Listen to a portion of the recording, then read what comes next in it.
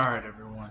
So, in this month's seventh insight, how do you know when you are on a path answering the right questions and engaging with the flow, right? Because we got to make sure that we get the questions right that are in line with our broader life's goal, right? We come here through our spirit comes through our mothers, chooses our parent, comes through the mother. We have this connection, and then we lose it somewhere along the way for whatever reason. So how do we re-engage with that? How do we figure it out? So the first thing you want to do is you want to introspectively figure out what are the things that you like to do, right? Hobbies, things that you tend to gravitate towards, you just tend to naturally be curious about. What are these things? For me, I always love to ask questions. God, did I love to ask questions? Why this? Why that? Always trying to get to the nitty gritty of things. And so for me, I thought as I got older that maybe I could be an engineer because these are the kinds of people who tend to break down using, whatever's related to the topic, physics, whatever you might call it, psychology, to really understand what creates in the pieces that go together to build a complex system, right? So because I was always asking questions, why this, why that, I thought I would be an engineer and I didn't know what kind yet. And then as the days went on, years went by, I found that I really loved psychological books. I read a lot.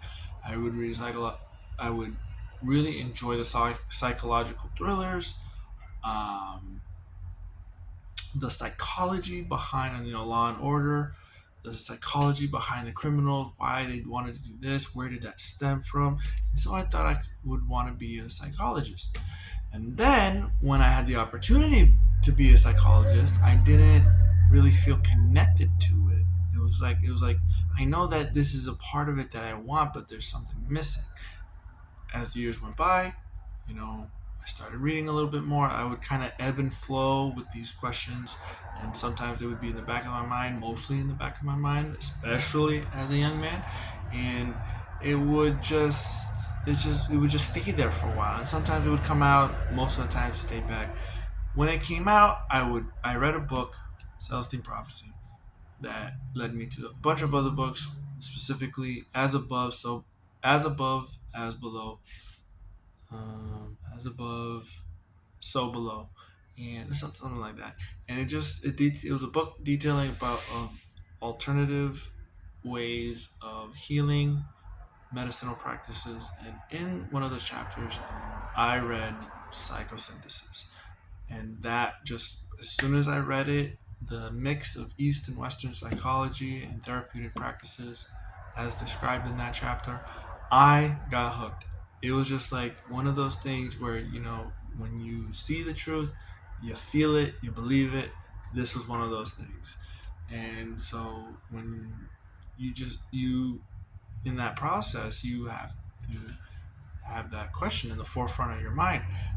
There are ways to keep it in the forefront of your mind, meditation practice, so that you're constantly focusing on that one question, or leaving post-it notes on your anywhere in the mirror of your bathroom, and understanding that you have to build that question into the forefront of your mind. You can't just willy-nilly it, because not all of us have that ability to just stay focused.